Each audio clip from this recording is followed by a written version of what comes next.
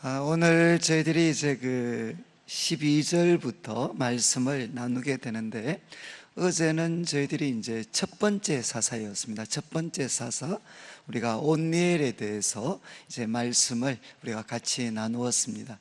그러니까 이제 온니엘은 첫 번째 사사였고, 그리고 가장 이렇게 모범적인 그런 사사였습니다. 그러니까 좋은 집안이죠. 좋은 집안. 갈렙, 이제 아마 이스라엘 역사 가운데 참 가장 위대한 인물 중에 하나였던 갈렙, 이제 갈렙의 조카였고, 그리고 또 좋은 집안에서 생활도 아주 이렇게 반듯했고, 그리고 거기에다가 참 믿음의 용맹함까지 가지게 되고, 또 이렇게 거기에 또 좋은 아내, 그리고 또 이렇게 또 아내를 통해서 이제 남방에 있는 밭, 기업도 받고, 또 거기에 두 샘까지도 가지게 되고, 참 거기에 또 이제 성령의 하나님의 영이 임하셔서 이스라엘 백성을 참 구원하게 되는, 그러니까 어떻게 보면 첫 번째 사사 이 온니엘은 아마 우리 부모님들도, 아마 우리 성도님들이 볼 때도 아마 가장 참 이렇게 좀 이상적일 수 있는 그런 지도자였습니다. 그리고 우리 한국교회 성도님들도 어쩌면 좀 가장 바랄 수 있는, 참 저런 분이 목사님이 되면 좋겠다, 또 지도자가 되면 좋겠다, 또 우리 자녀들도 참 이렇게 온니엘 같은 사람이 됐으면 좋겠다라는 아마 그런 마음의 바람이 있을 것 같습니다. 그런데 이제 우리 하나님께서는 이 온니엘과 같은 참 모범적인 사람들만 사용하는 것은 아닙니다.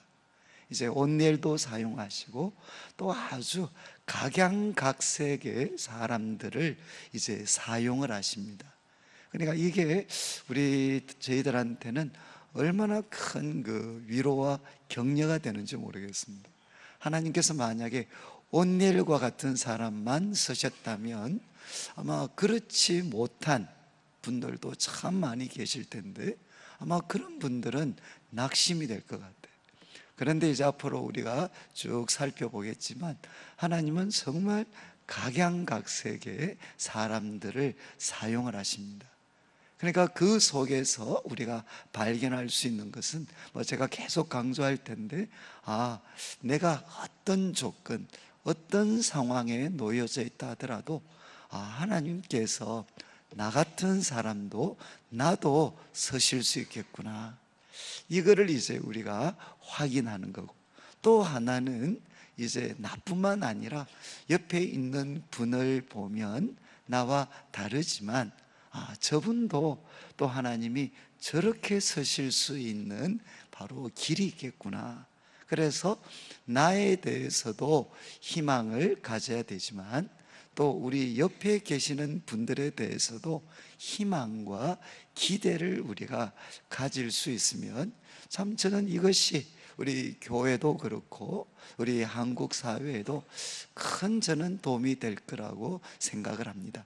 이제 오늘 우리가 살펴보는 우리 두 번째 인물인데, 먼저 12절을 보시면 이제 이스라엘 자손이 여호와의 목전에 악을 행합니다. 그러니까 이제 이스라엘 자손이 여호와의 목전에 악을 행하니까 이제는 누구를 강하게 하셨는가 하면, 여호와께서 모압 왕 에글론을 강하게 하셨습니다. 그래서 이제 그들을 대적하게 하셨죠. 지금 이스라엘이 하나님 목전에 악을 행하니까 이제 누구를 강하게 하셨느냐? 모압을 강하게 하셨습니다. 모압. 그래서 저희들이 사사기를 좀 읽다 보면 혼란스러운 게 나오는데, 이제 어제 살펴봤던 우리가 남은 백성들이 나옵니다. 멸해야 될 이방 족속들 중에 남은 그런 백성들이 나오는데, 이들은 누군가 하면 이제 가나안 7족속, 반드시 멸해라 라고 했던 가나안 7족속 중에서 남은 사람들이고, 또 그들과는 달리 여기 나오는 모압 같은 사람, 그리고 또 암몬 같은 사람, 이들은 누군가 하면 하나님이 같이 살아야 될 사람으로 정해주신 이웃들입니다. 이웃. 그러니까 요단강 동쪽 편에 여기 모압, 그리고 또 앞으로도 한 번씩 나올 암몬은 누구의 후손들인가 하면 아브라함의 조카 롯의 후손들입니다. 조카 롯의 후손들. 그래서 하나님은 이들은 멸하라고 하지 않으셨어요. 이들의 경계를 철저하게 이제 인정을 해줍니다. 그러니까 정당한 이웃이죠, 이웃. 그런데 이들을 하나님이 강하게 하십니다. 강하게 하셔서 누구를 이렇게 대적하게 하셨느냐? 이제 이스라엘을 대적하게 하셨습니다. 그래서 13절 에글론이 암몬과 이제 그리고 아말렉 자손들을 모아가지고 와서 이스라엘을 치게 되고, 그리고 종려나무 성읍을 점령하게 됩니다. 여기 종려나무 성읍은 어느 성인가 하면 바로 여리고입니다. 여리고. 이제 요단, 여러분 기억하시죠? 요단강을 건너서 첫 번째 점령했던 성이 여리고 성입니다.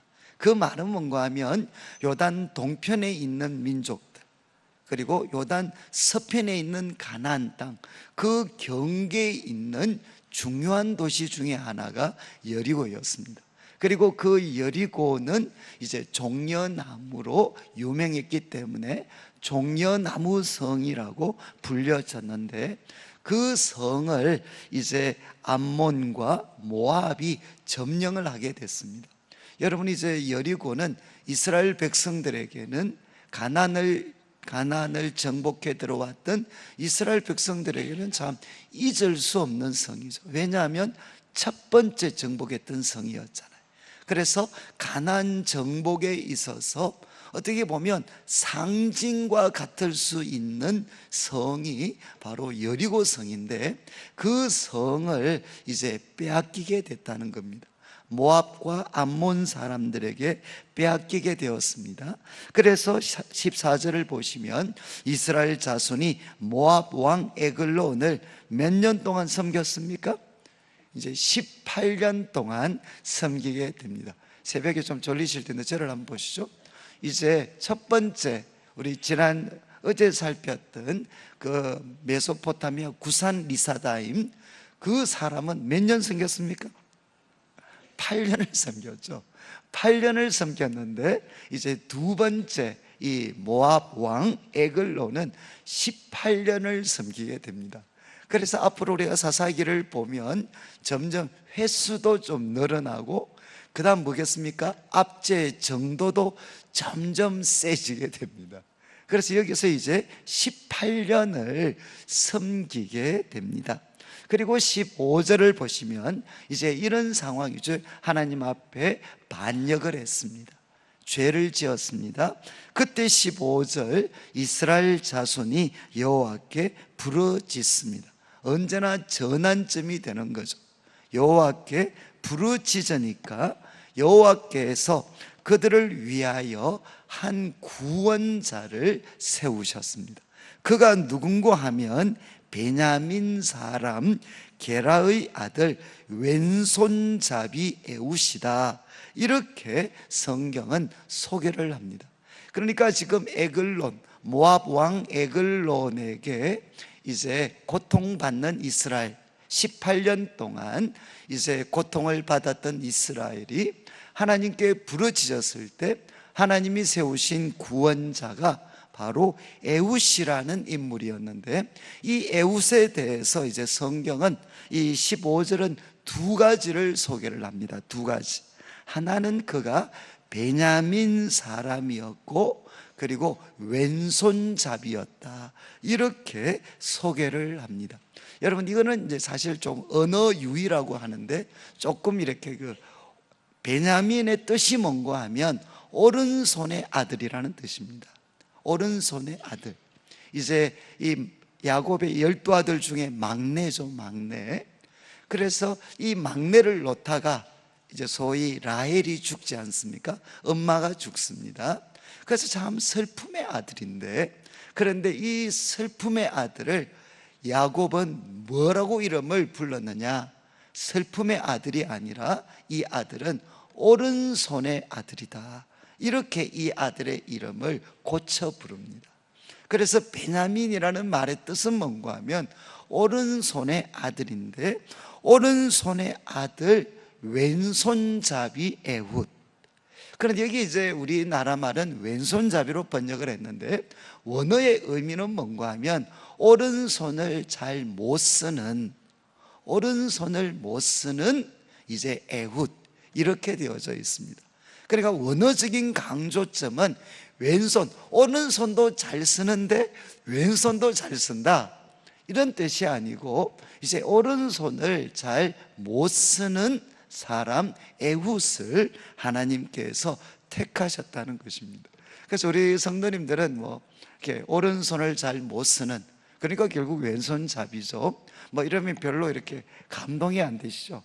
저는 감동이 되는 게 제가 왼손잡이이기 때문에 잘 모르시죠? 저는 지금도 가끔 밖에서, 우리 교회 분은 아니신데 한 번씩 만나면 저보고 방송 설교가 아니고 이게 이제 뭐죠? 우리 이제 유튜브라든가 동영상을 보신 분이 저를 만나면 처음 보는 분인데도 한 번씩 묻는 게, 첫 번째 질문이 이게 많습니다. 목사 혹시 왼손잡이십니까? 이렇게 물으셔요. 그래, 왜 그러시냐고 보면, 제가 설교할 때 제가 손을 한 번씩 올리는데 이게 오른잡이, 오른손 쓰시는 분하고 조금 방향이 다릅니다. 그러니까 이제 저한테 물으시더라고요. 저는 이제 여기 계시는 분들은 대부분 오른손을 쓰시죠. 그래서 왼손잡이의 비애를 잘 모르실 겁니다. 저는 이제 원래 오른손잡이였는데 이제 7살 때 까불다가, 6살 때인가 까불다가 한번 이제 팔을 부러뜨려 가지고 오른손을 부러뜨려서 그 당시 한 6개월인가 한 3개월 이상을 아마 기부스를 했던 것 같아요. 그래서 기부스를 하다 보니까 이제 오른손을 기부스를 했으니까 어렸을 때 그냥 이제 왼손을 쓰게 됐죠. 기부스하고 있는 동안. 그래서 그 후에 저도 모르는 사이에 왼손잡이가 됐어요. 왼손잡이. 그래서 왼손잡이가 돼가지고 제일 이제 혼났는 게 밥 먹을 때, 그 다음에 이제 오른손 기부스를 풀었는데 밥 먹을 때 저는 이제 왼손으로, 석 달을 그렇게 길을 들였으니까 왼손으로 밥을 먹게 됐어요. 그래 많이 맞았어요. 그리고 또 학교 갈 때는 또 뭐 때문에 맞았겠습니까? 저는 왼손이 편한데, 왼손으로 글을 쓰고 싶은데 또 오른손으로 글을 써요. 그래서 이제 또 글 쓰는 것 때문에 또 많이 맞았어요.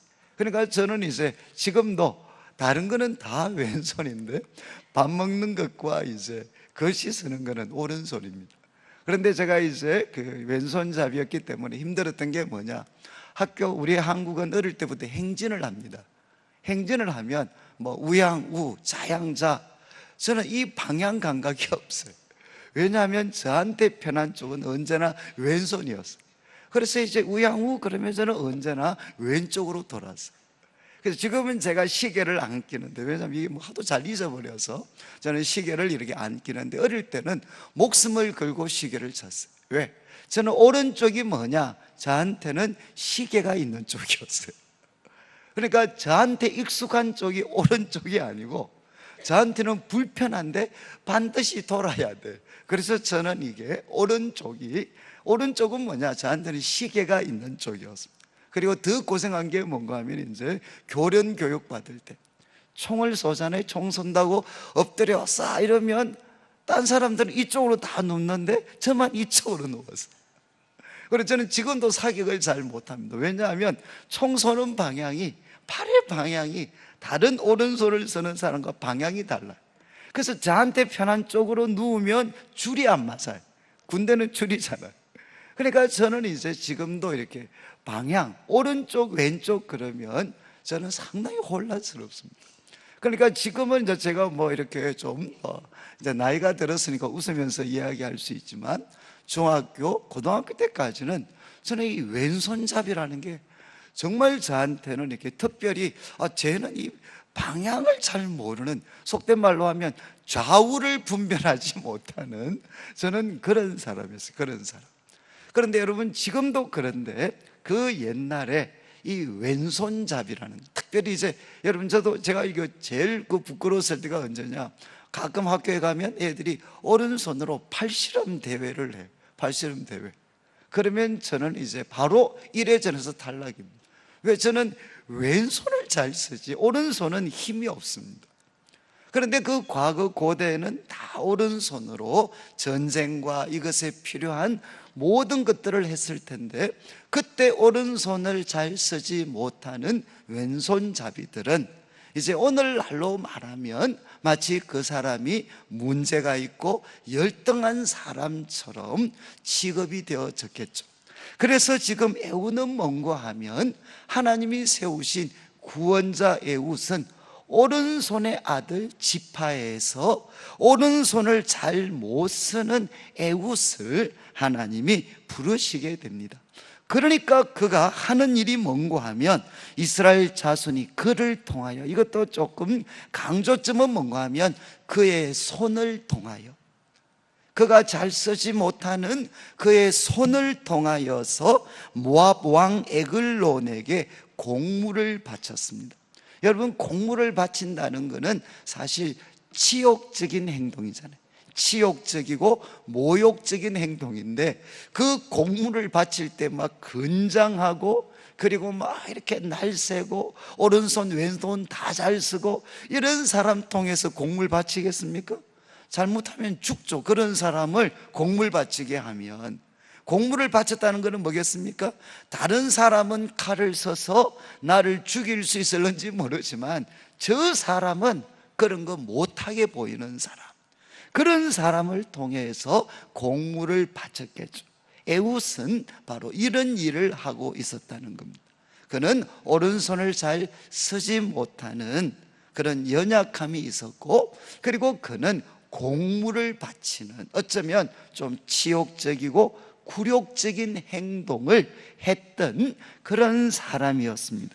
그런데 그가 이제 하나님께서 그를 사용하셨을 때 바로 너무 단순한 이야기지만 오른손을 못 썼지만 대신 그는 무엇을 잘할 수 있었느냐?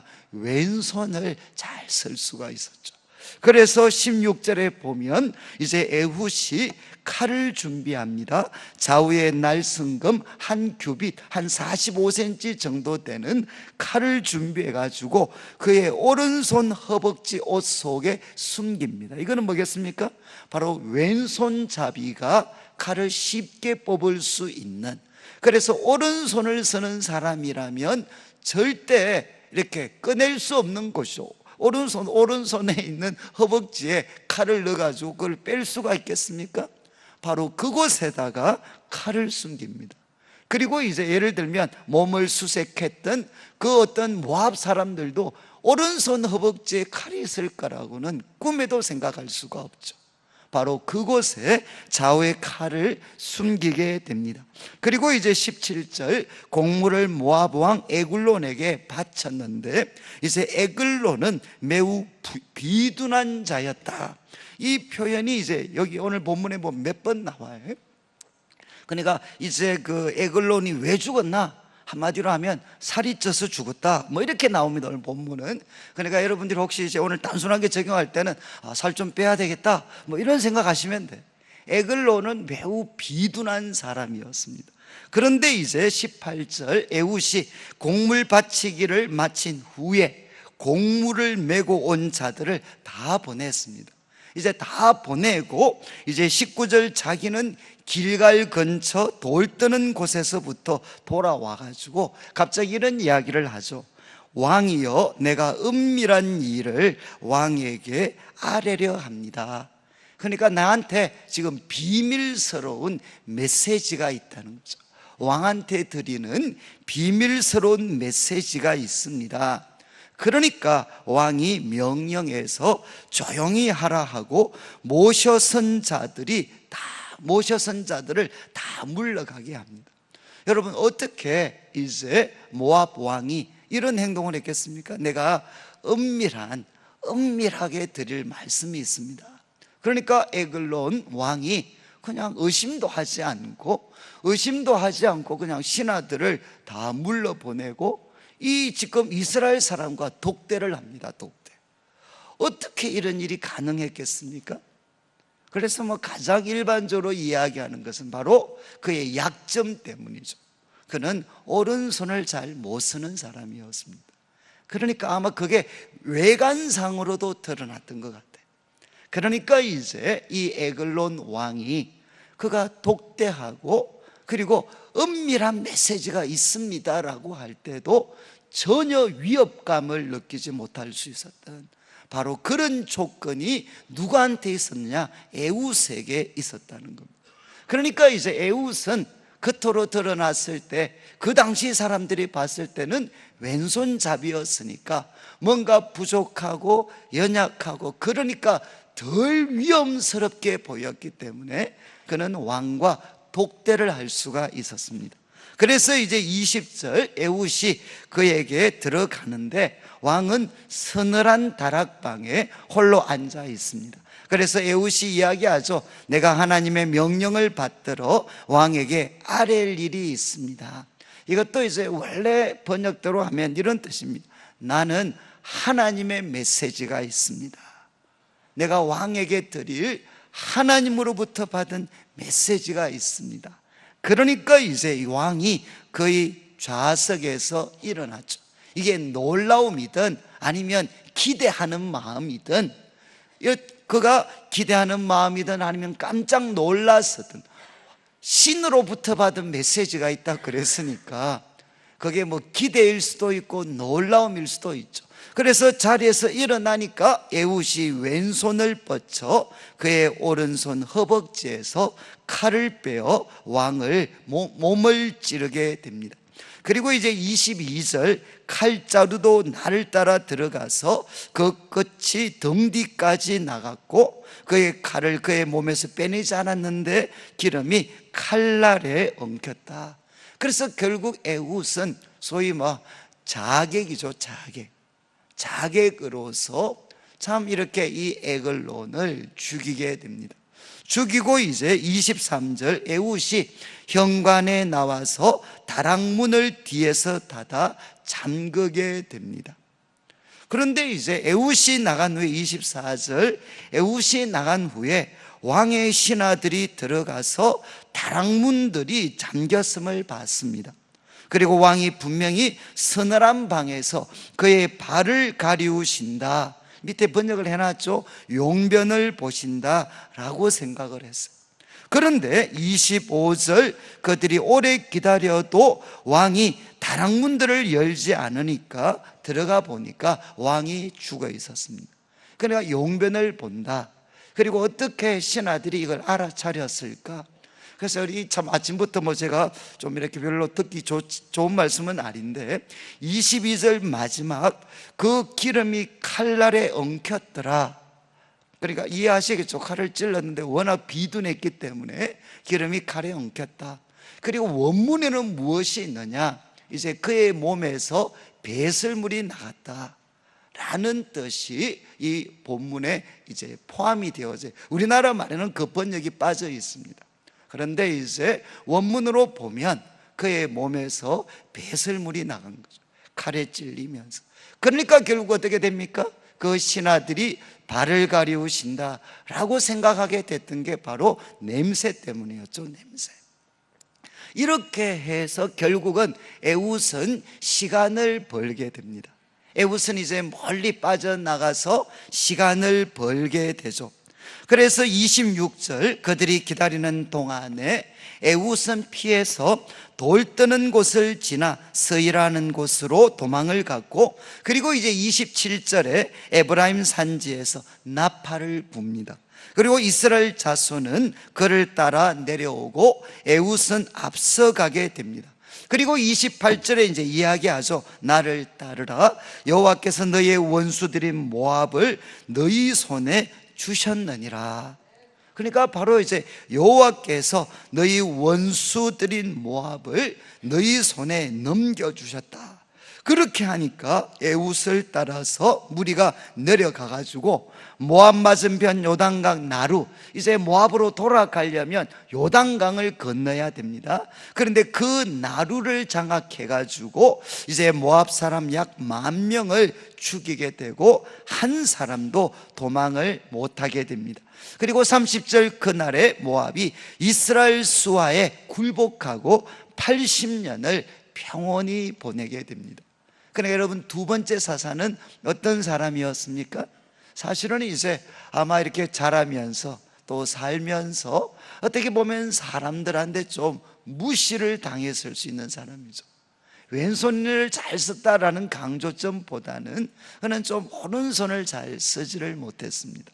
그리고 그는 공물을 바치는 어쩌면 좀 굴욕적인 그런 삶을 살았던 사람인지도 모르겠습니다. 그런데 하나님은 이런 에훗, 오른손의 아들 지파에서 오른손을 잘 못 쓰는 사람 에훗을 하나님은 부르시게 되고, 그리고 그가 18년 동안 통치했던 모압 왕 에글론을 죽이는 데 있어서 여러분, 그의 약점이 사실은 가장 큰 장점으로 사용이 됐죠. 사람들로부터 아무런 의구심도 받지 않고 칼도 쉽게 숨길 수 있게 되고, 그리고 또 왕으로부터도 전혀 뭔가 이렇게 감시로부터 벗어날 수 있었던 그의 약점이 강점이 되어서 그는 이 모압 왕을 죽이게 되었고, 그리고 이를 통해서 나팔을 불고 일어나서 이스라엘 백성들을 이제 구하게 됩니다. 그리고 또 31절 여기 보시면, 한 절만 더 보시면, 에훗 후에는 이제 아낫의 아들 삼갈이 있게 됩니다. 그리고 이 삼갈이라는 사람은 소 모는 막대기로 블레셋 사람 600명을 죽였고, 아주 재밌는 표현이 나오는데, 그도 이스라엘을 구원하였더라. 여기에 나오는 이 아낫의 아들, 여기 아낫, 제가 강연 보시면 이제 여기 아낫이라는 것은 가나안 여신, 가나안이 섬기는 신들이 많이 있었는데 그 중에 가나안 여신, 전쟁의 여신 이름이 아낫입니다. 아낫. 그래서 이 이름은 유대인들이, 이스라엘 백성들이 자주 쓰는 이름이 아닙니다. 가나안 여신의 이름입니다. 그렇기 때문에 대부분 우리 성경학자들은 두 가지로 추측을 해요. 가나안 여신 아낫을 섬기는 집안 출신이거나 아니면 아예 이방인일 가능성이 있다. 그냥 이 아낫이라는 이름은 유대인이 즐겨 쓰는 이름이 아닙니다. 바로 가나안 여신의 이름이죠. 그래서 그를 섬겼던 집안에서 아마 집안 사람일 가능성이 있습니다. 그런데 그런 사람을 하나님은 사용하셨고, 그리고 그가 무엇을 사용했느냐? 소 모는 막대기. 여러분, 소 모는 막대기 끝에는 뭐가 있습니까? 이렇게 금속 같은 것들을 붙여서 이제 소가 통제에 따를 수 있도록 했잖아요. 그 소 모는 막대기로 블레셋 사람을 이제 600명이나 죽이게 됩니다. 그리고 아주 재밌는 표현은 그도, 바로 이런 사람도 이스라엘을 구원했다는 것입니다. 여러분, 이제 오늘 말씀이 우리에게 주는 도전은 무엇이겠습니까? 하나님은 예측할 수 없는 사람, 그리고 예측할 수 없는 방법으로 구원을 하십니다. 하나님은 온니엘 같은 사람을 사사로 쓰셨죠. 그렇지만 온니엘 같은 사람만 쓰신 게 아니라 하나님은 누구도 쓰셨느냐? 그 당시 사람들에게는 좀 뭔가 장애가 있는 것처럼 보였던 에훗 같은 사람도 하나님은 사용을 하셨습니다. 그리고 우상을 섬기는 집안에 바로 사람도 하나님은 사용을 하셨습니다. 그리고 하나님은 정상적인 전쟁을 통해서도 이스라엘 백성을 구원하셨지만 에훗같이 오늘날 우리 사람들이 볼 때는 좀 어색한 방법이죠. 소위 암살입니다. 암살. 자객처럼 암살해서 이스라엘 백성을 구원하기도 했고, 그리고 또 이 어떤 아낫은 칼이 아니라 소모는 막대기를 가지고도 하나님은 이스라엘 백성들을 구원하셨습니다. 그러니까 이 말은 뭔가 하면 우리들이 가지고 있는 모든 것, 그게 소모는 막대기든 오른손을 잘 쓰지 못하기 때문에 내가 가지게 됐던 왼손의 강점이 있습니다. 그러니까 이런 모든 것들이 하나님 백성을 구원하는데 얼마든지 쓰임 받을 수가 있다는 것입니다. 그래서 하나님은 어떤 분이신가 하면 예측할 수 없는 사람, 그리고 예측할 수 없는 방법으로 하나님은 자기 백성을 구원하십니다. 그리고 오늘 본문이 우리에게 주는 선명한 도전은 뭐겠습니까? 우리의 약점이 하나님의 구원 도구가 될 수 있다는 것입니다.